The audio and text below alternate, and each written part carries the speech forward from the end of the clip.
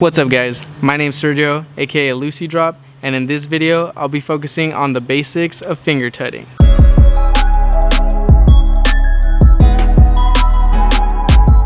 So what is finger tutting? Finger tutting is a type of dance that involves intricate movements with your fingers. This dance style is based on angular movements that ancient Egyptians used to do. Tutting may be done on a macro level using your whole arm, but today we're gonna focus on a micro aspect of tutting that involves just your hands. So where do we start? We start with gestures.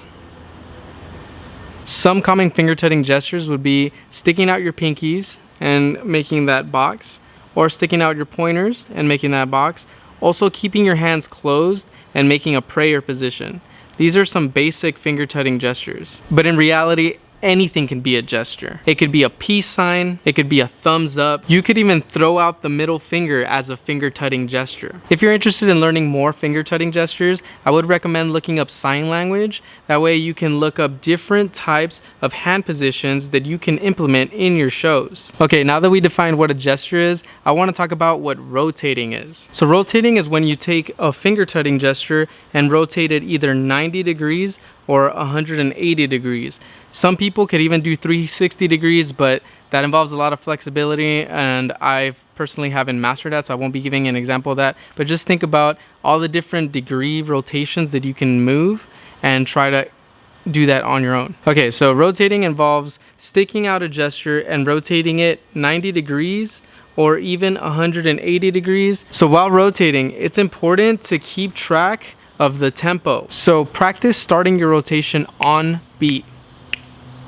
Start by rotating your finger gesture on beat and then stop it on beat again. For example, I'm gonna start on the first count and then I'm gonna stop rotating on the fourth count.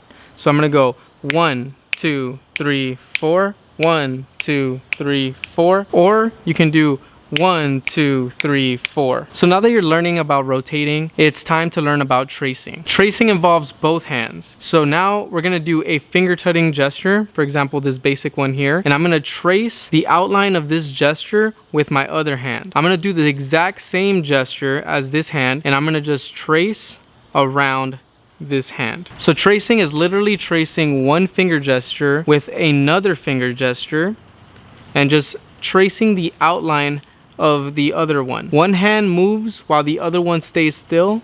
So I could either do it this way or I can move this one to trace the other hand.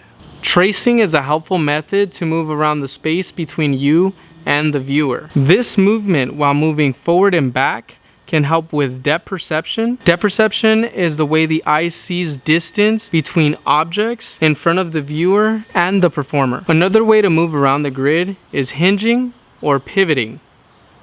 This movement is called hinging or pivoting because it represents a door hinge. So like a door, you rotate one hand while the other stands still. People call this pivoting as well because you use a focal point where you can pivot your hand movements by rotating one and keeping the other in the same place. When practicing your finger tutting, use these tools to expand your complexity. Remember, as always, take things slow. Stop and pause during certain sections. When you're paused, ask yourself, where can I go or what can I do from here? Lastly, I know once you start finger tutting, it can get addicting, so please try not to overuse this concept. Finger tuts or highly technical moves are perfect for the climax of your shows. Try not to overwhelm the viewer with highly complex movements throughout all of your show. If you only show the viewer highly complex movements, your shows begin to look like tech vomit. Tech vomit is when a person is not listening to the music, doesn't paint you a story, and just goes straight into high complex movements without any